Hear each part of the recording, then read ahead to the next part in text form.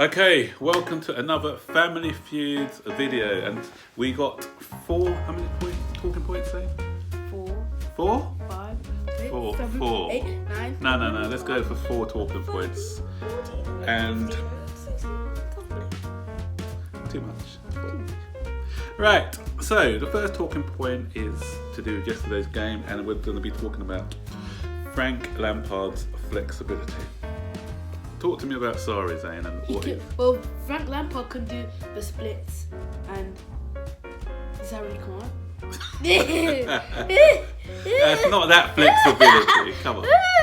Alright, so talk to me about Sarri's tactics from last season. Yeah. So Sarri just did the same players, even though it wasn't really helping. And at half time, the players didn't they came out and performed worse. Yeah. But it's still the same issue with Lampard, with the set pieces. So you can work on set that. pieces. We could talk about that as well. So what was substitutions that Sarri used to make? Kovacic, Barkley. Or basket for Kovacic. Yeah, the 2 substitutions. Exactly. So Well, someone's really. he was rigid in his formation, wasn't he? He always played the same formation week in, week out. So even when teams found us out, he didn't change. But yesterday, what we saw with Frank Lampard... Found us out what? Found out That we were bad. Found out how to play against us, yeah? I know. Remember we started... Like Conte, we did the 3-4-3 formation. What teams found out the next season. Exactly. So what Frank did yesterday, he started off with 3 at the back, and that surprised the Lille players because they weren't expecting us to play 3 at the back. So it took them a bit of time to adjust to Chelsea playing 3 at the back. And then when we were chasing the game, he moved away from the 3 at the back and took off Reece James and went to a 4-3-3 formation. And again, that took the Lille players a little time to Four at work the out. Four at the front, how. 2 wingers, 2 strikers. It's 4-3-3. So 4 at the back. Hudson-Odoi and Willian were on either side of Tammy Abraham, and he moved Azpilicueta back to centre, to right back. Wait, who else was with Tammy Abraham? Zuma, can't you remember Zuma? No, who else was at the front with Tammy Abraham? No, yeah. Because 4 at the front. You said. No, 4-3-3. Oh, so he just added that. Yeah, so he was playing a 3-4-3 formation. And then he went back to a 4-3-3 formation. Well, anyway, your prediction was correct. It was. So always listen to me. Apart from when there's money involved.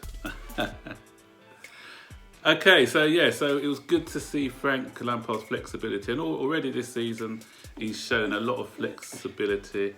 And that's a joy to see a manager who knows how to change things up. So thumbs up to Mr. Lamps. Second talking point. And Zayney. Referee. What do you think of the referee? Okay. I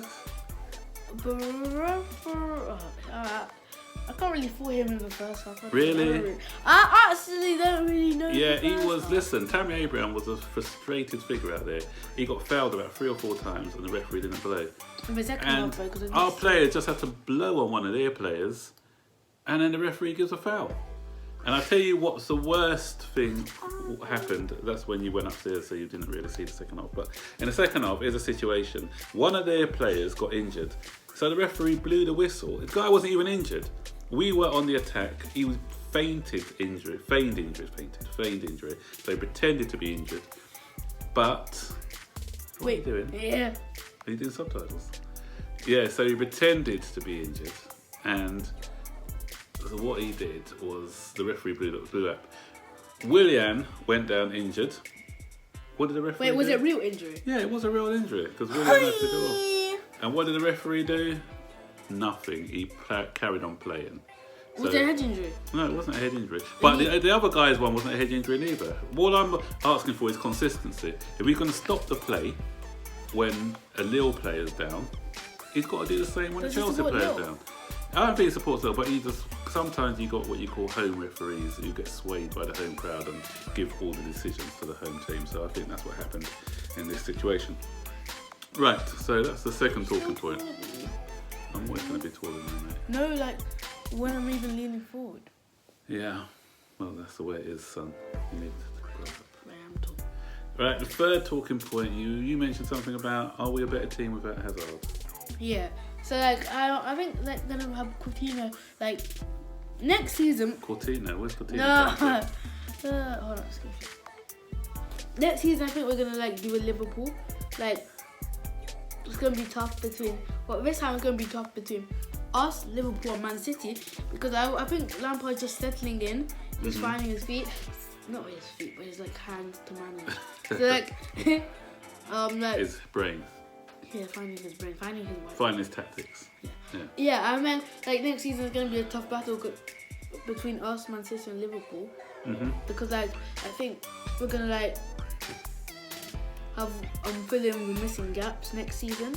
Getting the players that we need. Yeah, this season we started off the season terribly. I'd rather not talk about that. And there's signs of improvement. And then we drew. Yeah. And then we lost again. And then we drew. So it was like it was between losing and drawing. And then we won. And then we drew. So what you're saying is... And then we won. Up. So what you're seeing is progress. It was like, no, it was like lose, win. I mean lose, draw, win, draw, win. And then we lost to Liverpool as well, so there's a little... Yeah, there's a little gap, dip. And then up. And then up, and then a little dip because we lost to Valencia. Oh yeah, we did. And then we up, boom! There'll be some inconsistencies today, but what we're seeing is progress this season, which is good. We're seeing, and once we get all our players back fit, then we'll see greater progress. But the point you're making with Eden Hazard is, what it's done. Obviously, he's a big miss for us, big loss, but it's allowed other players to take on more responsibility. Don't you agree? You know, other players have to step up now because before Hazard was always our get out. You know, the team weren't playing well, give the ball to Hazard and let him do his thing. So now these guys have to learn how to work play together as a team. So, it was like a one-man team. There wasn't a one-man team. Yeah, and what you were saying, your comparison with Coutinho, I could see it because obviously when Coutinho left Liverpool, because Coutinho, everything was centred around him. All their game he was the main man. Yeah, he was like, if they weren't scoring, if they needed 5 minutes, he provided that bit of spark for them. The rest of the Liverpool players were just hard. But what it also allowed them to do as well was the money they got in was to strengthen areas of weakness. So they got a centre back in Van Dijk and a goalkeeper. So that allowed them to, as a team, they became better. Yeah. So obviously next season, if we invest in our Hazard money in the right areas, so I think areas of weakness at the moment, probably another centre back, a commanding centre back, and with Willian probably not signing a new contract, the club's offered him 2 years. Apparently he said no. So Pedro aging, Pulisic still finding his feet. So if we could get another winger, so Jadon Sancho or someone like that, then yeah. Is Jadon Sancho in our team already? Oh, he's in Dortmund. Yeah. I thought he was in our youth. No, he's a Chelsea supporter, but he used to play for Manchester. And finally, that leads us on to our final point, Pulisic. Yeah, Pulisic hasn't played in the last...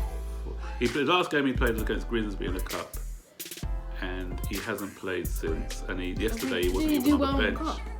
No, the thing is, Lampard was quite critical of him and Hazard actually. Not a lot of people picked up on that, but in the interview that Lampard had, he said that Hazard and Pulisic weren't following his instructions because he told them to play more on the touchline and try and take on players one-on-one, and they weren't really doing that in the first half. So in his interview, he was a little bit annoyed with them. But wait, how can he be annoyed with players if he wants to? Yeah, but he did say that Hazard improved a lot in the second half and was doing more of what he instructed him to do. But he didn't mention... What was the score in the first half? against Grimsby. Yeah. Was it 2-0? 2-1. Yeah. Or was it 3-1? It was either 2-1 or 3. I think they scored a penalty in the first half to make it 3-1. I think it was 3-1. But anyway, after the second half, he said that Hudson-Odoi's performance level got better, but he didn't mention anything about Pulisic. So I don't think he's happy with Pulisic tactically at the moment, and that's why he's not in the team. A lot of people I see, I'm reading on Twitter, they're just saying that he's not picking Pulisic because not Tammy Abraham, Mason Mount is his favourite and he's English and all this nonsense. It's nothing to do with your passport, guys. The reason why Pulisic isn't playing, can you get the picture? What are you doing? The reason why Pulisic isn't playing is because he isn't up to speed yet. And it's simple as that. There's other players who are performing better than him. Because he isn't just going to pick someone just to find their feet, but they have to do their training. Exactly. And if you remember players in the past, when we had Willian and De Bruyne at the time, okay, De Bruyne was impatient, that's why he left. But Willian as well, when he first came, he didn't play for the first couple of months under Jose Mourinho, but he buckled down, did what he needed to do in training, got to grasp with the pace of the English game, and he started to improve. The book that I gave you a book to read, didn't I? The Jimmy Floyd Hasselbank book. You can hear it? Yeah, so that's Jimmy Floyd Hasselbank book. So in it, he mentioned about how hard it is to adapt to the English game. And he mentioned a guy, I can't remember his name, another Dutch guy who was with him at Leeds United, and he was one of the fittest Dutch players there was. And he told this Dutch player that you've got to get used to the Premier League. This guy said, look man, I'm fit, so I don't need to get used to the Premier League. After his first game, he couldn't even last 60 minutes, he was blowing. So it is, exactly. So it's a hard league to come to grips with. So all these people who are saying, why Frank not playing Pulisic? He's biased towards him, and it's probably mainly American supporters as well, because he's one of your boys. But just give him time. And I know Pulisic has got the right attitude, came back early from a lot of competitions in America to try to... The Copa America? Yeah, not the Copa America? Yeah, no, they played the CONCACAF, wasn't it? Copa America, South America. The CONCACAF Cup. He came back early, so he's showing the right attitude, but... But America should own both guys. Technically America. No, but it's different, one's south. Yeah, so anyway, once he gets up to speed, I'm sure that he's going to play plenty of games. So imagine if America was in Europe and not in any of the Americas. Imagine if America was in Europe and not in any of the Americas. If it was in Europe, it wouldn't be America though, would it? Yeah, but it kind of would. No, it wouldn't. It's just like saying, imagine England was in Africa or something like that. Yeah, it would be England. Yeah. It's just a name. No, it's not a name, it's a location. How did we get onto this anyway? Because Pulisic, okay, but random. Right, anyway, so those are our talking points. Let us know what you think. Comment below. I want to hear your views. I want to hear your views on Frank Lampard and his fluid tactics. Do you think it's working? Do you like the fact that he's flexible in his tactics, or do you like him to be rigid like Sarri? Do you think the referee was biased, or is it just me with blue tinted glasses? Do you agree that the guys can step up without Hazard and become a better team? Or do we still need Hazard to do this? Je ne sais quoi. And Pulisic, is he getting a fair deal from the manager, or does he need to be patient? Comment below.